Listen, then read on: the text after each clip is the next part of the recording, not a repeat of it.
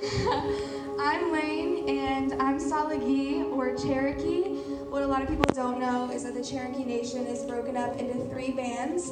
I'm a member of the Cherokee Nation of Oklahoma, and so I'm also Blue Clan, or Ani Sohoi, which is a clan that I'm a part of. And I'm just going to share with you guys some traditional legends and stories that my mom would tell me, and hopefully it makes you guys happy. My first story is going to be how the Milky Way came to be.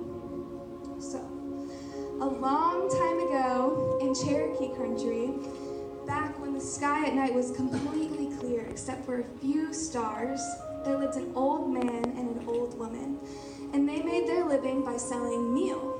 They would grind the meal and they would sell it to the villagers or trade it for skin and meat. Well, one year, late in the fall, they realized that at night someone had been stealing their meal. And this alarmed them because they knew that no one in the village would come and take their meal. So they began to look around their house and look around their meal grinding places, and they found something that startled them very much. They found a huge dog track, and they were scared. They'd never seen anything like that before. They'd never seen or even thought of a dog being that big. So they discussed what they could do. They talked all day, and they didn't find a conclusion. And when night fell and the morning came, once again, all their meal was gone. So they decided that they would put together a family meeting and a council of all the villagers.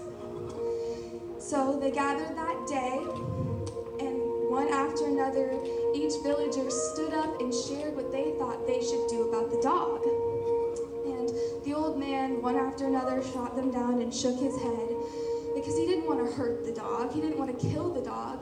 He knew that this dog had to be otherworldly, a spiritual dog, and he was terrified of what might happen if he hurt or killed it. And so finally, the eldest member of the village stood up, and he shared what he thought they should do. He said that he thought all of them should go to the old couple's house and wait until night to come. And they would bring all their noisemakers, their drums and their rattles, and then they would wait for the dog to come. And when the dog came, they would pound their drums, shake their rattlers, and hopefully the noise would scare the dog so much he would never come back. The old man smiled and shook his head because he knew that's exactly what they were going to do. So later that evening, when Sister Moon made her way halfway through the sky vault, they all hid in the meal grinding places, and they waited. And then, to their not surprise, a large dog came from the west, and they were astounded. It was beautiful. Its coat shone silver in the moonlight, and they were amazed, but they were terrified. The dog approached, it gulped down all the meal, and the old man was scared. And then he got the courage, and he stood up and he shouted, and that let all the villagers know that it was time to make noise. And they beat their drums, and they shook their rattles, and they screamed their songs, and it was so loud, it was like thunder rolling over the mountains. And the dog was startled, he was terrified. He started running in circles, and he didn't know what to do, and to their surprise, this dog jumped into the sky. And in the sky, he left a long trail of the meal that had poured out of his mouth.